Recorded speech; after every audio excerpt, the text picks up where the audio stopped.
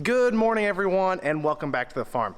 I talked to the head shed, I received a little bit of intel, and we are in fact going to pick a tiny bit of corn today. It's not necessarily going to be enough grain to really brag at the coffee shop about how much you harvested, but it is going to be enough to pick a few ends off, give us some places to pile some lime, and access to some soybean fields that we can't get in without running over crop. So that's on the agenda today. We have a few other things we need to do. Before we get too far along, make sure you smash that like button and leave a comment down below. Those two things are the easiest and cheapest ways that you can support the channel. Every time you interact with a video, it helps me out a ton. I appreciate you all. Let's get to work. Of course, plans change quickly on the farm. At some point in the day, though, we are going to take this combine out. I have one last thing to do on it that is very important, other than installing radios, which I haven't gotten to yet, and that is making sure all of our fields are uploaded to the 4600 display.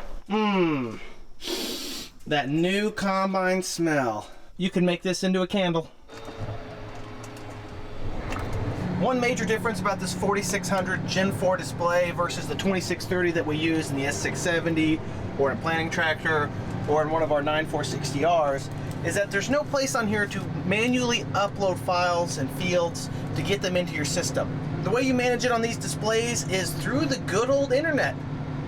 You go to the My John Deere website, put all your files and fields into a setup file, and you transfer them over here, and supposedly when the combine boots up for the first time after you sent them, which I procrastinated enough that they were just sent this morning, it should say we've got some new files to use.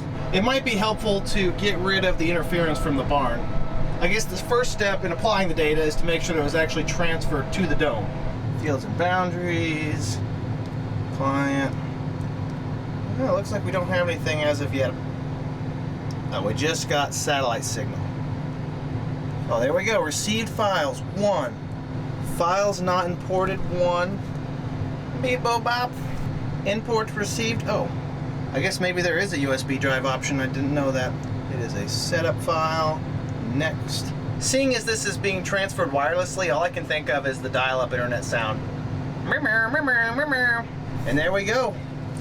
135 guidance tracks, 45 boundaries, 5 implement profiles, 96 items of setup data, 44 files of variety locator, and 34 flags. Hopefully they're not red flags, because I think this combine's already had enough of those. View all, client, dual, farm, dual, field. Oh yeah. There we go. Well, that was quick. You know, sometimes technology is pretty slick. Since this combine has not harvested anything yet, we better give it a look over and make sure the settings on the outside are where we need them. Knives need to be out, which they are in fact out. Chopper, slow. The feed accelerator also seems to be on slow, which is where it needs to be for corn. I have no idea what that is. It may be the rethresher. It says it's on corn, so I'm not gonna mess with it. The most important thing to check is that the rock trap is closed. I'm sure you've probably heard stories of people driving through the field, picking a lot of crop, wondering why it was yielding so poorly, and then realizing that they did not close the rock trap. It would probably be wise to put the jack stands up. They've already collected a little bit of rock on them from being on the ground. Oh, would you look at that? This corn head has already harvested a water hemp. First thing ran through it, a weed. Left jack stand is up. Stock stompers, I think, are in operation position. Not really too familiar with this style. I guess we'll know here once we start harvesting. I believe that the feeder house drum height was in the right position. That adjustment's just right there behind the faceplate of the feeder house. And we've also had some visitors. That's my niece Nora checking out the new combine. It's time to punch some settings here into the combine, and we're gonna use our handy dandy STS combine adjustment guide. I'm not sure if this is even relevant anymore, but even though they've renamed and remodeled these combines, they've pretty much still been the same exact combine on the inside for the last 15 years. So we're gonna set to these specifications right here. Let's fire up. And we are at operational standards here for wettish corn. I'm projecting this is gonna be in the 23, 24, maybe 25% range, although I could be surprised. One of the really cool features about this combine is it has presets, so we're set on wet corn right now.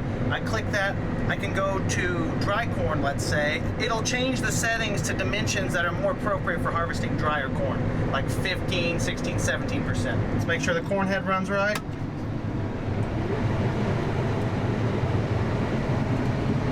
Sounds normal to me, surprisingly.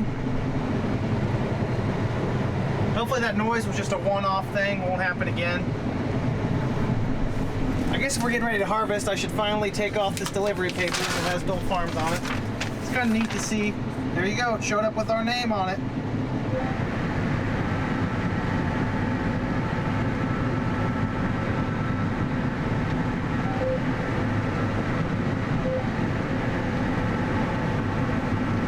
I'd say we're ready to roll. The only thing I'm not entirely certain about right now is how the stalk stompers are set up. I don't know exactly the position Dad's gonna run this corn head in. If he does it with a lot of tilt downward, those stalk stompers aren't gonna be putting much pressure on the ground.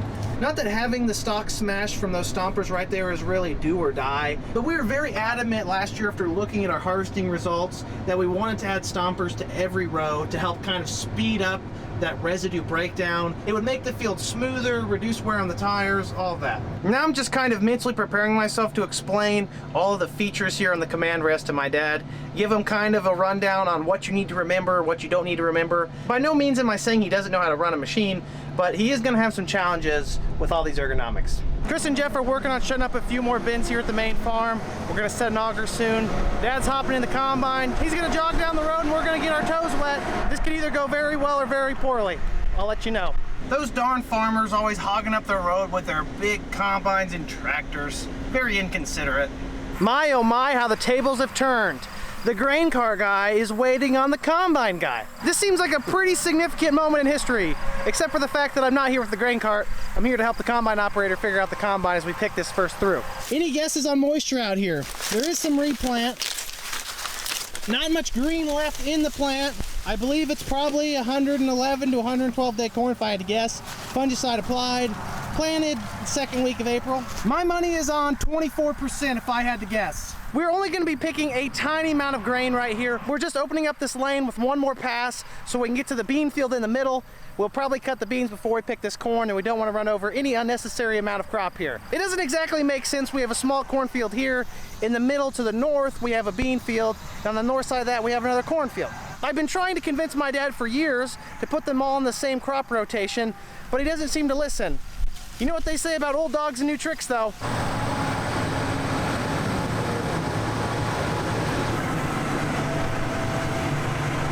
Time to do some educating. The quickest way is this right here. This. And then you gotta unlock it. Just click it. Then you hit the button. It'll open. Okay, let's put down the stalk stompers. They're all in the lowest setting now. It looks like it may be too low. Guess we'll just have to run and find out. The maiden voyage.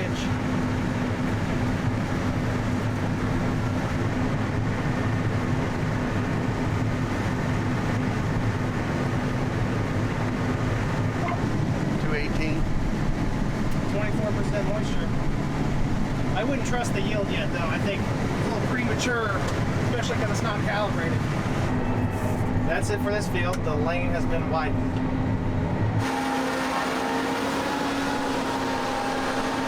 Dad is taking the combine down the road to the next field. We're going to widen out another lane. I think we had a pretty good start. No major issues with the actual functioning of the combine. We're having some hiccups for the auto steer. And Dad's also having a tiny bit of a problem adjusting to the fact that the hydrostats neutral is to the right on this combine, as opposed to the left, which is where it was on all of our previous combines. But he'll figure it out eventually. I'm gonna have to give the auto steer a look over when someone a little more patient is in the seat. Other than that though, that S780 was underwhelmed with the A-row corn. For the record everyone, he does know that the grain tank is open. He's got corn in there and you can't really fold it down if there's corn. We're only moving about a half mile, so it's not a big deal. Field number 2.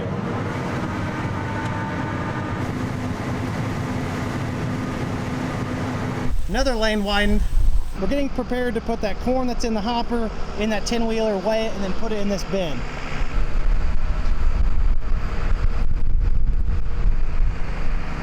How do you go forward a little bit? Looks pretty square. Dad's popping the lid off that bin, and then we're gonna line this up, put the swing away down on top of the tarp, and we'll be ready to dump. I seem to always manage to pick the best job. Jeff has to crank down the swing away, Dad climbed the bin, Chris is out in the heat, I'm in the air conditioning working hydraulic levers. It sure stinks being lowest on the totem pole, but it's a badge I'm willing to bear. Dad matches the auger today. Wonder if he planned that. Okay, I think I finally distracted Dad long enough to sneak back to the 780, see what's wrong with the auto steer, and program a couple other things. I am willing to bet that the moisture is right on this, but that is not right at all. I'm not saying that we don't have 280 bushel corn out in spots, but that yield monitor needs calibrated. We were having problems with the row sense activating. Everything looks good here. We're going to calibrate these. Again, calibration, level, no material process, head arrays. Okay. See how long that takes? No time at all. That's done, and we're going to go to the auto steer page. This was not turning on before. That's magic. The only thing that can explain that was cycling the key power. We turn it back on, all of a sudden it's working. It says steering on, our track spacing is a little bit off. Row sense won't light up until it actually senses crop down there, so I guess I fixed everything. It was that easy. As these feelers come across corn stalks, it should activate the row sense, or at least show me that it's sensing crop. And there we go, active. I was also kind enough to do a little bit more housekeeping and adjust his counters here. I put his instant yield here, average yield here, instant moisture, average moisture, bushels an hour, and acres an hour. Those two really aren't that important, but I thought it'd be neat to see. I've been evicted.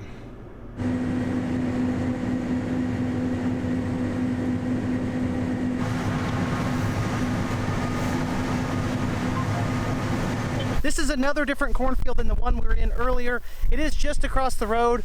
We're picking the ends off of this one to kind of get an idea of where we're going to lay a new tile. We'll talk about that in another video. But the yield monitor is saying it's averaging 265, which means one of two things. Either one, we're about to have an extremely good year here on the farm, or two, our yield monitor's not calibrated right. I'm kind of leaning towards the second one. Other than the times where trains are a major inconvenience, they're kind of relaxing just to sit here and watch them go by. Just such a central Illinois thing. That's probably the end of our harvesting for the day. I'm glad that we got this combine out to the field, picked some corn, and saw, you know, what we need to keep an eye on, things that needed fixing. It ran relatively smooth, no problems. The most we really asked out of it was pushing the stick to 7 miles an hour, running about 4,000 bushels an hour throughput straight line. I don't think that was even really testing the combine. This seems to be high yielding corn, but I'm not sure. High yielding corn is always going to have a higher throughput just because it is more grain for less stock. We stopped by our John Deere dealership to cross another thing off our list, and that was picking up our second corn head that wasn't ready for a long time. It's been here and set up, but we're waiting on those end roll snouts to get put on. Now we can have two combines when the crop's dry. You think the S670 is jealous today? Used to be the superstar, now it's the bench warmer. I think that's how that 946ER is going to feel when this thing goes to the field. Feels kind of retro. Do I need to spin a crank to start it? For how snug this is, I probably need a spotter, but I'm just going to keep a close eye on the loading auger and we should be okay. If I drive slow enough, the sound of crunching metal will usually indicate that I'm hitting something and give me enough time to stop before I do any major damage. Let's pick this bad boy up. Another new C8R for this harvest. Shouldn't have any corn head problems. It appears I got it. Looks good to me. The feeder house hooks are on, so I think we're safe to lift it up. Someone needs to clean the window. We have our own head carts, but Alliance Tractor here in Mattoon was nice enough to let us borrow one of theirs to bring this home. That way we didn't have to take one into town. Always appreciative of service like that from our dealership. Once again, you can't go wrong with John Deere and a good dealer. They calibrate, threshing clearance, header, beep boop bop, high idle, beep. Next, raise the head.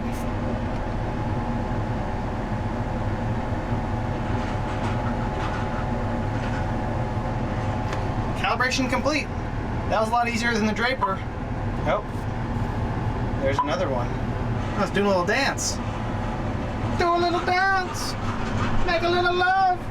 Get down tonight. Ooh, get down tonight. Okay, we're done. And just like that, we got a new head. I think we'd be doing ourselves a disservice at this point if we didn't make sure that it ran. So we're gonna open the top up. Let her get some sunshine. Let there be light. I don't see any reason why I can't fire it up. That's running. give the head a shot.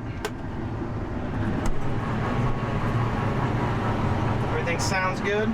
We'll play with the real speed here, which is actually what's going to adjust these roller cones on the outside. Speed it up a little bit. I believe it helps to keep them spinning at least a moderate amount, because if they're not spinning, they'll start to kind of grab a lot of material coming into the head. Everything looks and sounds good though. The reason that we have roller cones installed on at least one of our corn heads is that we wanted to have the ability to pick up down corn. God forbid we had a windstorm or anything like that happen. They make a massive difference bringing in those outside rows, pulling them over the edge without losing ears. One of our 608Cs that we traded in had something similar. It was very nice if we had any corn laid over from wind or disease. For as little as it costs to put them on compared to the overall price of the corn head, it's a nice safety net. If something were to happen tomorrow, we wouldn't have to worry about installing it on a head. We have one combine that will be able to adequately pick up down corn. Is it necessary? 9 times out of 10, no, but it is very, very nice to have. It has the same factory installed stock stompers. It looks like they're set the way the other one was when it showed up, so I'm gonna go down, move them all to the farthest down setting to get a lot of downforce on our stocks. And don't worry, I did put the stop down because 1, I care about safety, 2, I care about being a good example for other farmers, and 3, I don't want to get crushed to death by a brand new corn head.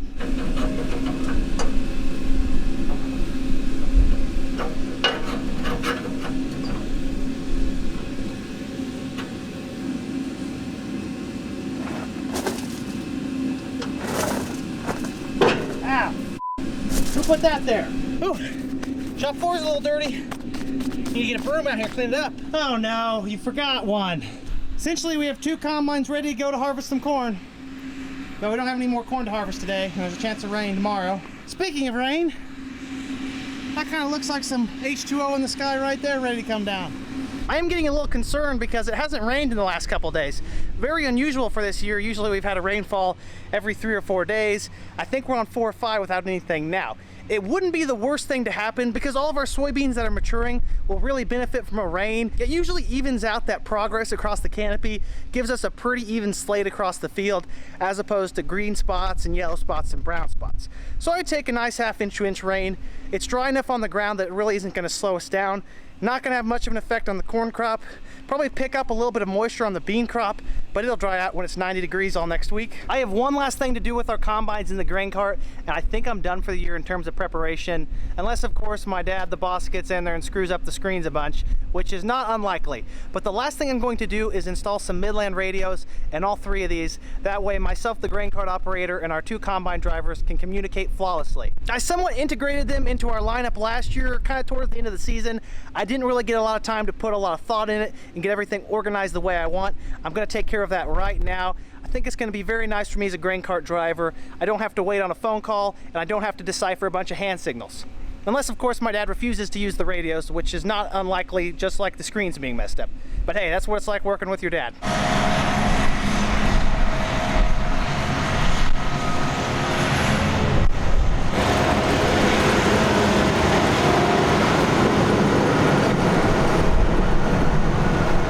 I apologize for the lack of organization because I kind of just ripped these out of the tractors.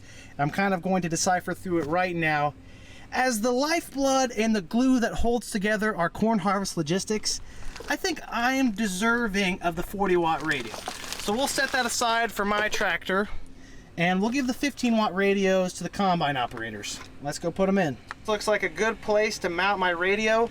To be completely honest, my only complaint about these Midland radios is that they're not really fitted to take a bolt this size. I had to drill them out, and even then it does not fit that well.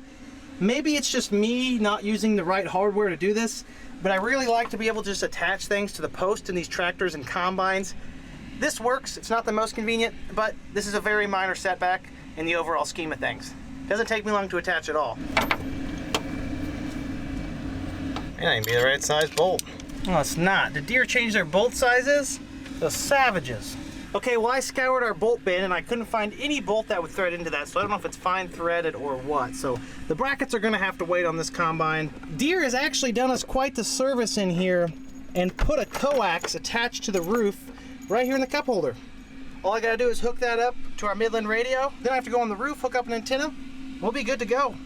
Probably less than a 5-minute install. And conveniently placed up here on the cab is a cap that is hot wired hook up to a radio. That part wasn't supposed to come off, but it did. Now for our high gain antenna.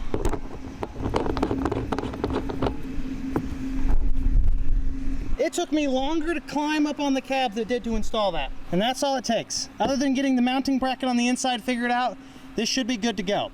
This is my only high gain antenna I have. I think I'm gonna order 2 more just to have them. I was gonna put this one on the grain cart, but I thought the combines need the added clearance with the high grain tank. My only other thing I learned in this process is that the top of a brand new combine is very slippery. I feel like I'm gonna slide up here. Well, we got some rain on the horizon, so we're gonna take the horses into the barn. Keep this show on the road. Safe and sound. And it looks like we have room for the 780. Yep.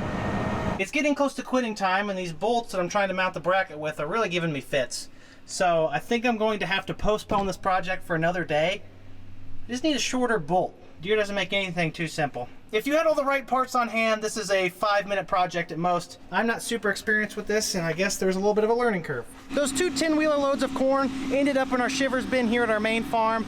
The final moisture on them was kind of between 20 and 25%. That's a lot wetter than you'd want for long-term storage. The shiver bin is capable of drying corn. It's a little bit old school compared to modern commercial dryers, but a lot of farms used to have these back in the day. We actually haven't fired up the dryer in a long time, probably 10 years at this point. And to be honest, we're not even gonna fire it up for this corn. It was only 1,000 to 1,200 bushels, give or take. If we turn both fans on, 90-degree ambient temperatures, that small amount of grain will actually dry relatively quickly.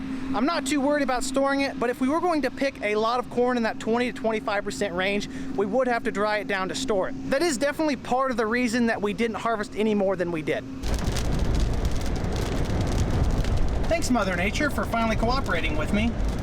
Usually do the opposite of what I say.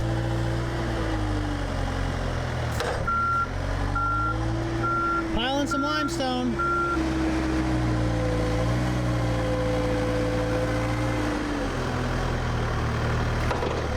I better cross the bridge before it gets wiped away.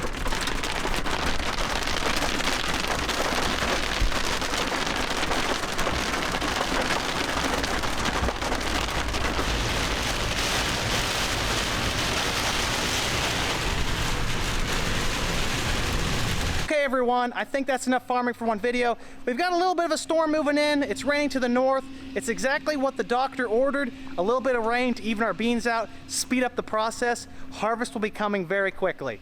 Everyone, I really appreciate you tuning in. Like the video if you enjoyed it, subscribe if you want to see more, and comment down below if you have any questions. You know I love to talk about farming. Have a great day everyone. Peace!